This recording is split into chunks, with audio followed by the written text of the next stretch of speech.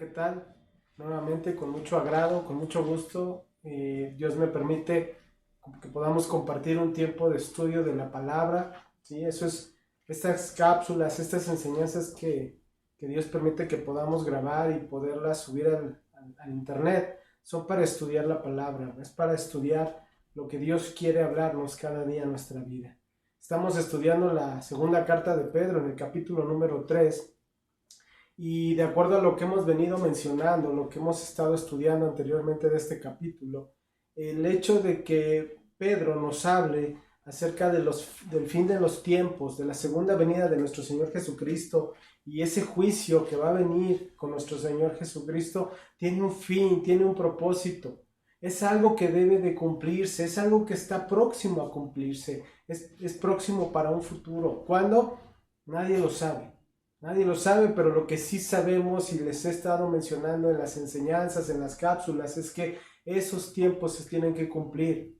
Y ese tiempo, cuando se cumpla, viene Cristo por su iglesia o viene también como juez de aquellos que no le han recibido, de aquellos que no han querido. Hemos leído acerca del capítulo número 3, del versículo 7 al versículo número 10, que nos habla de ese fin de los tiempos. Segunda carta de Pedro, capítulo 3, versículos 7 al 10, dice: pero los cielos y la tierra que existen ahora están reservados por la misma palabra, guardados para el fuego en el día del juicio y de la perdición de los hombres impíos. Mas, oh amados, no ignoréis esto, que para con el Señor un día es como 1000 años y 1000 años como un día. El Señor no retarda su promesa, según algunos la tienen por tardanza, sino que es paciente para con nosotros, no queriendo que ninguno perezca, sino que todos procedan al arrepentimiento. Pero el día del Señor vendrá como ladrón en la noche, en el cual los cielos pasarán con gran estruendo y los elementos ardiendo serán deshechos, y la tierra y las obras que en ella hay serán quemadas. El propósito de Pedro de escribir esto, de hablar de estos hechos futuros, tiene un fin. ¿Cuál es? No es asustarnos. Bueno, para los que no tienen de Cristo, para los que no buscan de Dios, los que viven apartados de Dios, sí, estas enseñanzas son de terror para sus vidas. Pero para los creyentes, para aquellos que rindieron su vida a Cristo, que están dispuestos a someterse a la voluntad de Dios, estas enseñanzas lo que hace es prepararnos para creer, en primer lugar, que lo que nos habla la palabra, lo que nos advierte, es cierto. Y entonces, en esa certidumbre, no quedarnos quietos, no quedarnos estáticos, como si no fuera a pasar, sino debemos estar, repito, preparados. Es como si te avisaran: estás en una embarcación que está a punto de hundirse, a punto de naufragar, y te avisan que el bote o que ese barco se va a hundir. ¿Qué vas a hacer? Te preparas, buscas, ¿no? ¿De qué forma te puedes salvar? ¿De qué forma puedes lograr salvarte? ¿O te dejas llevar y solamente esperas que se hunda el barco, como se dice?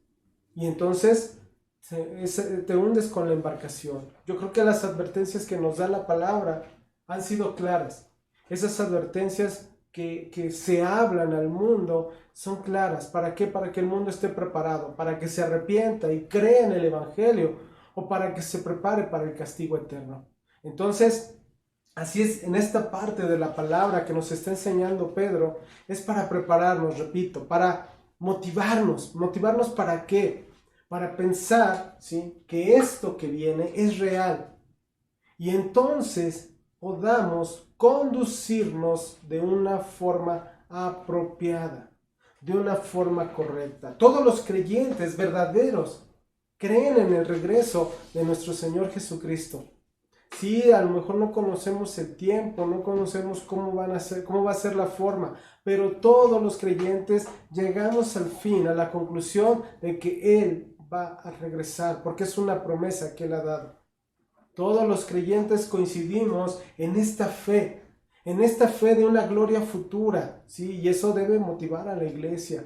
Como lo mencionado por Pedro en el capítulo número 1, la iglesia tiene que caminar, el creyente tiene que vivir con diligencia. Dice la segunda carta de Pedro, capítulo 1, versículos 3 al 8. Dice así: como todas las cosas que pertenecen a la vida y a la piedad, nos han sido dadas por su divino poder, mediante el conocimiento de aquel que nos llamó por su gloria y excelencia, por medio de las cuales nos ha dado preciosas y grandísimas promesas, para que por ellas llegaseis a ser participantes de la naturaleza divina, habiendo huido, dice ahí, de la corrupción que hay en el mundo a causa de la concupiscencia.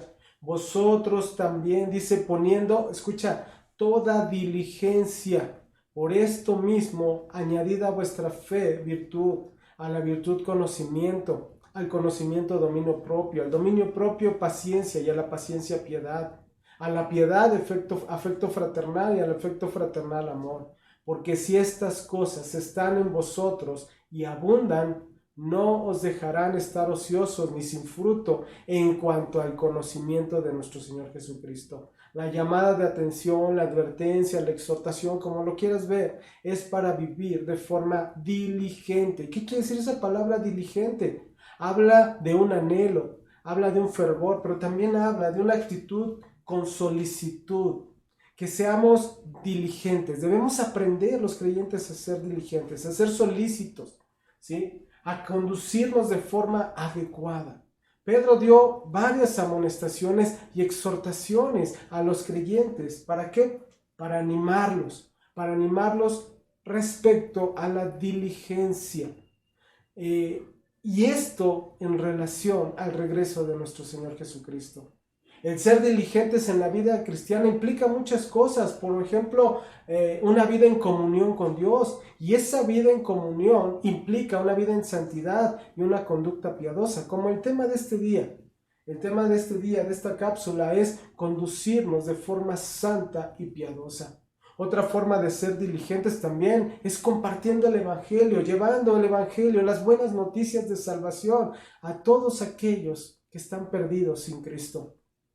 Y también, como en tercer lugar, y como lo vamos a ver al final de este capítulo 3 y de esta segunda carta, habla también de ser diligentes en relación al crecimiento espiritual que debemos de tener.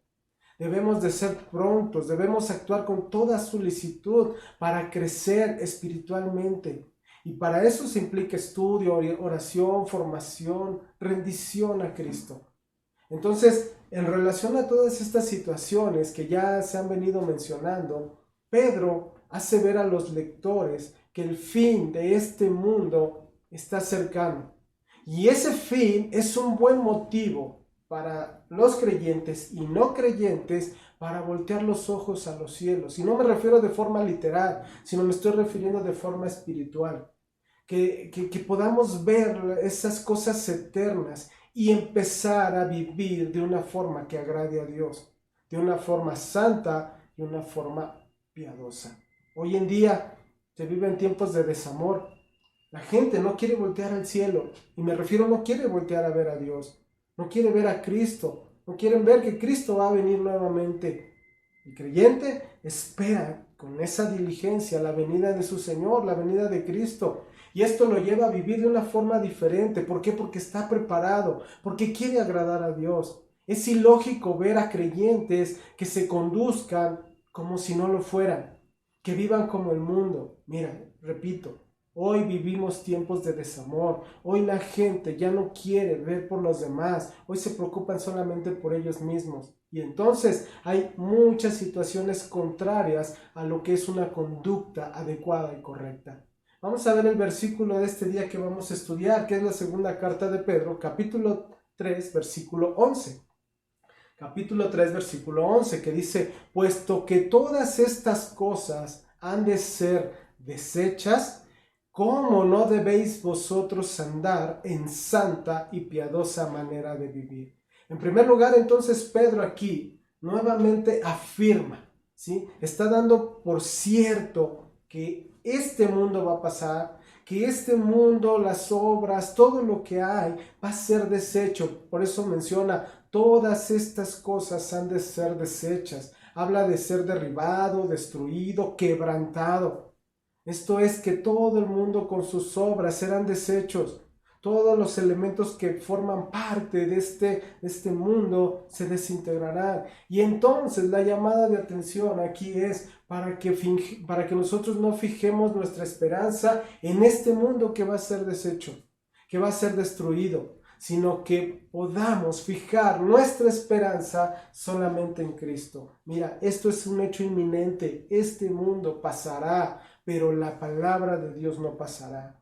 El día del Señor, ese día que venga Cristo, que venga el juicio, no lo sabemos, ¿sí? Pero lo que nos está hablando la palabra es que debemos estar listos constantemente, preparados constantemente. Cuando el creyente empieza a descuidar su relación, empieza a descuidar lo que dice Tito, esa esperanza bienaventurada, se empieza a enfriar. Se empieza a enfriar de una forma gradual. Es cuando tú te das cuenta que muchos que se dicen creyentes o cristianos dejan de asistir a la iglesia, se vuelven inconstantes, no se anotan para estudiar más, no sé, en un instituto, en un curso, no lo sé, no buscan ya más de la palabra de Dios. Entonces empieza a haber un enfriamiento en su corazón y sus actitudes entonces empiezan a ser mundanas. Su vida empieza a ser una vida infiel. Por ejemplo, lo dice el Evangelio de Lucas, capítulo 12, versículo 35, donde nos habla de estar vigilantes, estar preparados. Lucas capítulo 12, versículo 35 en adelante, donde dice: estén ceñidos vuestros lomos y vuestras lámparas encendidas. Y vosotros sed semejantes a hombres que aguardan que su Señor regrese de esas bodas, para que cuando llegue y llame, le abran enseguida. Bienaventurados aquellos siervos a los cuales su Señor cuando venga halle velando. De cierto os digo que se ceñirá y hará que se sienten a la mesa y vendrá a servirles. Y aunque venga la segunda vigilia y aunque venga la tercera vigilia, si los hallare así, ¿cómo? Vigilando, velando, dice: bienaventurados son aquellos siervos. Pero sabed esto, que si supiese el padre de familia a qué hora el ladrón había de venir, velaría ciertamente y no dejaría minar su casa. Vosotros pues también estad preparados, porque a la hora que no pensáis, el Hijo del Hombre vendrá. Pero no acaba ahí, porque en el versículo 41 de este Evangelio de Lucas, capítulo 12, nos pone el lado contrario. Si nos está hablando de aquellos que están listos, están preparados, siervos fieles, también nos lleva a la parte del siervo infiel. Versículo 41 que dice: entonces Pedro le dijo: Señor, ¿dices esta parábola a nosotros o también a todos? Y dijo el Señor: ¿quién es el mayordomo fiel y prudente al cual su Señor pondrá sobre su casa para que a tiempo les dé su ración? Bienaventurado aquel siervo al cual, cuando su Señor venga, le halle haciendo así. En verdad os digo que le pondrá sobre todos sus bienes. Ojo, mas si aquel siervo dijera en su corazón: mi Señor tarda en venir, y comenzare a golpear a los criados y a las criadas, y a comer y beber y embriagarse, lo que hablábamos de una actitud mundana, dice: vendrá el Señor de aquel siervo en día que éste no espera y a la hora que no sabe, y le castigará duramente, y le pondrá con los infieles. Aquel siervo que, conociendo la voluntad de su Señor, no se preparó ni hizo conforme a su voluntad, dice, recibirá muchos azotes. Mas el que sin conocerla hizo cosas dignas de azotes, será azotado poco, porque a todo aquel a quien se haya dado mucho, mucho se le demandará, y al que mucho se le haya confiado, más se le pedirá. Mira, el creyente, si no se cuida, si no está alerta, puede llegar a ser como esos burladores que se ríen de esa promesa del regreso de nuestro Señor Jesucristo. Por eso Pedro habla de esta forma, pues no era el propósito hablar de una forma refinada acerca del fuego, de la tormenta, no, sino introducir la exhortación, ¿sí? ¿Para qué? Para que nos esforcemos para alcanzar una vida renovada. Sí, sé que podemos hablar de la renovación de las cosas, de la tierra nueva, cielos nuevos, pero la renovación más importante es la del ser humano.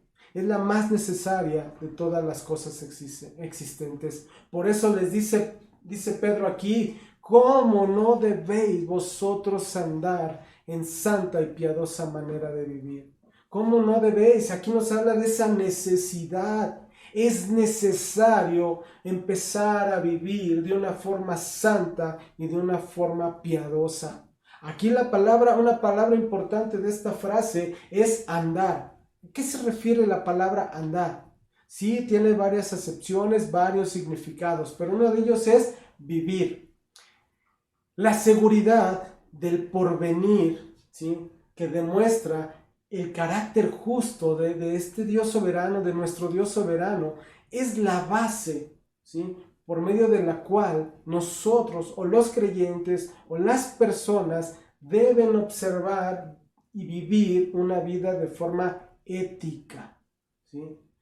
El vivir de una forma ética, el andar de una forma santa, piadosa, es una palabra muy familiar en el Nuevo Testamento, andar, ¿sí? Algunas veces se malentiende esta palabra. ¿Por qué? Porque tiene, repito, varios significados, como es solamente el caminar con alguien, o de forma simbólica y no literal. Pero también un cuarto significado es una conducta, ¿sí? Vivir, caminar por la vida, ¿sí? Eso es lo que también refiere esta palabra andar, ¿sí? Es muy utilizada en la literatura paulina.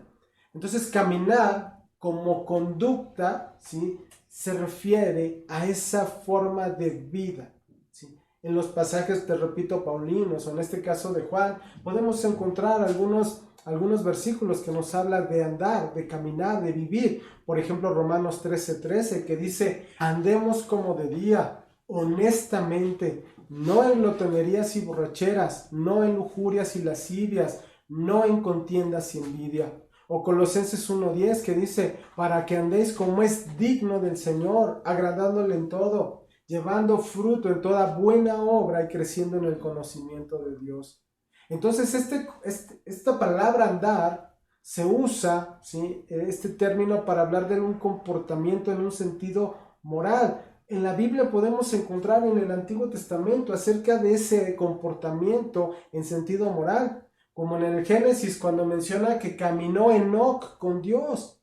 ¿Qué quiere decir? Que caminó de una forma correcta, caminó de una forma que agradó a Dios. O con Abraham, que le dice en Génesis 17:1, era Abraham de edad de 99 años cuando le apareció Jehová y le dijo, yo soy el Dios Todopoderoso, anda delante de mí y sé perfecto. Anda, habla de ese comportamiento. Habla de esa forma de vida que tiene que ser correcto. Dice, sé perfecto. Entonces, en el Nuevo Testamento, cuando hablamos también de andar, también podemos encontrar algunos versículos que hablan de la vida pasada, que se comportaban, ¿sí?, a las personas de una forma negativa, como en Romanos 8:1, que dice, ahora pues, ninguna condenación hay para los que están en Cristo Jesús, los que no andan conforme a la carne, sino conforme al Espíritu. Andar conforme a la carne es andar de una forma negativa, una forma de vida incorrecta, contraria a la palabra de Dios.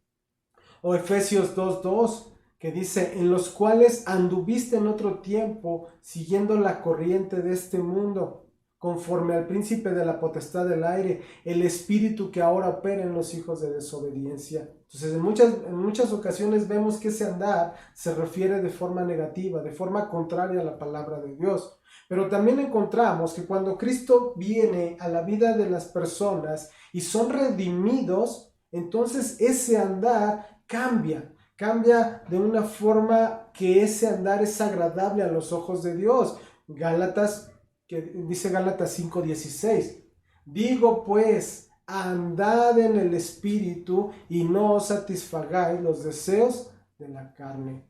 Habla de un comportamiento digno de ese llamado, digno de esa vocación, ¿sí? A eso se refiere esa palabra andar, ¿sí? Es adecuar esos pensamientos, esos mandamientos de Dios como el camino que el hombre debe vivir, debe andar. Entonces, Pedro utiliza varios componentes de ese sistema moral. Y entonces Pedro sugiere una lista en este capítulo número 3 de su segunda carta. Hoy vamos a ver solamente 2 características de esa norma, de esos componentes de un sistema moral. ¿Cuáles son? Una forma santa y una forma piadosa de vivir. Como hemos visto, nosotros o los creyentes han huido de la corrupción que hay en el mundo. Entonces su forma de vivir tiene que ser una forma diferente a cómo vive el mundo. No con pleitos, no con contiendas, no con disoluciones, no con violencia, no con divorcios, no con maltratos, no con abusos o lujurias, no con falta de respeto. Eso es lo que hoy se vive en el mundo. Todo lo contrario a lo que nos ordena la Biblia es lo que vive el mundo. Contiendas, pleitos, divorcios, lujurias, faltas de respeto. Y la palabra nos dice, huye de eso. Que no sea tu forma de vida. Deja todas esas actitudes que son incorrectas. Esas actitudes del mundo que son contrarias a la palabra de Dios. Nosotros, los creyentes, son llamados a vivir como extranjeros. ¿Por qué? Porque este mundo no es nuestro hogar. Este mundo, aquí habitamos, pero no es el hogar que esperamos. Somos extranjeros y peregrinos, dice la palabra.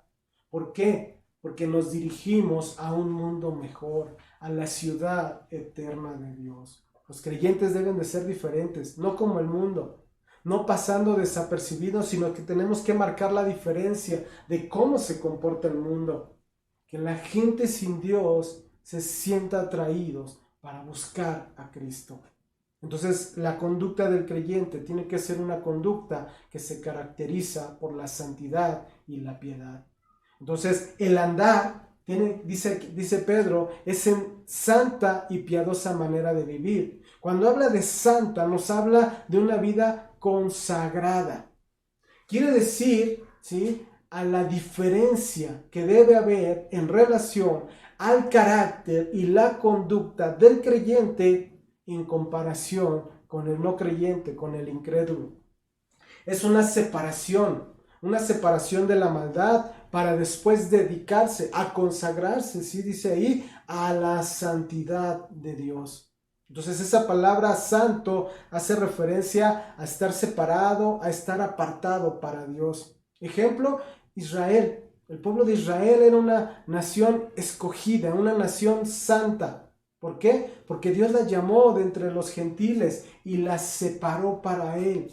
Así los creyentes, los que han rendido su vida a Cristo, son llamados aparte del mundo impío, ¿sí?, y solamente vivir para Dios. Como dice ahí en la primera carta de Pedro, capítulo 1, versículos 15 y 16, que dice así: sino como aquel que os llamó es santo, sed también vosotros santos en toda vuestra manera de vivir, porque escrito está, sed santos, porque yo soy santo.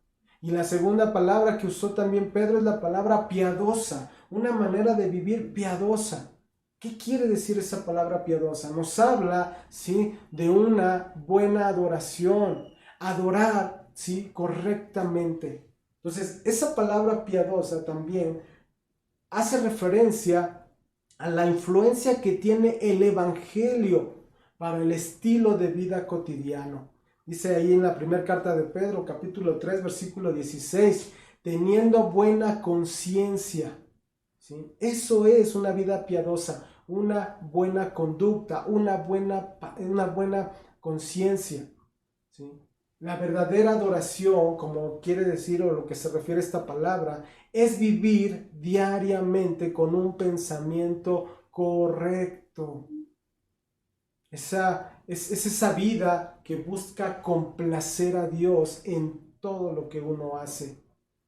¿Sí? Complacer a Dios quiere decir estar de acuerdo con Él, con lo que dice su palabra, y manifestar ese acuerdo, ¿sí?, en todo lo que uno hace. Describe a una persona que está dedicada a agradar a Dios. Eso es una vida piadosa. ¿Sí? Algunos se separan del pecado, pero no viven para Dios de forma personal. Estas actitudes que menciona Pedro, santidad, piedad, se refieren a toda la manera de vivir. ¿Qué es esto? Toda la conducta, todo el comportamiento, ¿sí? Otros escritores de la palabra, ¿sí?, también enseñan acerca de esa expectativa del retorno de nuestro Señor Jesucristo y cómo el estar expectantes, el esperar el regreso de Cristo los lleva a motivar. ¿Para qué? Para vivir vidas puras, como lo dice Romanos capítulo 13, versículo 11 en adelante. Romanos 13, 11 en adelante, que dice: y esto, conociendo el tiempo, que es ya hora de levantarnos del sueño, porque ahora está más cerca de nosotros nuestra salvación que cuando creímos. La noche está avanzada y se acerca el día. Desechemos pues las obras de las tinieblas y vistámonos las armas de la luz. Andemos como de día, honestamente, no en glotonerías y borracheras, no en lujurias y lascivias, no en contiendas y envidia, sino vestíos del Señor Jesucristo y no proveáis para los deseos de la carne. Y hay otros versículos que nos hablan de esa vida consagrada, de una vida que está esperando el regreso de Cristo, motivada para agradar a Dios. No solamente se trata de conocer de forma mental lo que dice la palabra, sino se refiere a tenerla en el corazón, amando la venida de Cristo. Dice la segunda carta a Timoteo, capítulo 4, versículo 8. Por lo demás, dice, me está guardada la corona de justicia, la cual me dará el Señor, juez justo, en aquel día, y no solo a mí, sino también a todos los que aman su venida. Eso es tener la palabra en el corazón, amar el regreso de Cristo. Mira, si tú amas más las cosas materiales, todo eso va a llegar a un tiempo de disolución, de olvido. Esas personas que se jactan por las cosas materiales, que viven por las cosas materiales, deben de entender que todo eso es efímero, que todo eso se va a acabar, todo eso se va a terminar, solamente es temporal. El sentido común nos lleva a apartarnos de las cosas del mundo para empezar a vivir de una forma santa y piadosa. Simplemente lo que nos está hablando aquí Pedro es llevarnos a un asunto de vivir para la eternidad y no para el tiempo. Destacar la parte espiritual en lugar de buscar lo material. Escoger lo permanente, escoger lo eterno por encima de lo pasajero. De verdad, yo te invito a que analices esto, que de verdad pienses un poco acerca de lo que está viviendo hoy el mundo. El mundo se está destruyendo, el mismo mundo se está acabando. Y si nosotros no tomamos esto como una realidad de que Cristo viene, esa destrucción te va a arrastrar y te va a llevar a un castigo eterno. Es necesario que abramos los ojos, es necesario que busquemos de Cristo, que busquemos a Cristo, que Él va a venir por su pueblo, va a venir por su iglesia, una iglesia que esté caminando en esa santidad, que esté caminando de forma piadosa, y esto solamente aquellos que buscan agradar a Dios. Me dio gusto estar con ustedes.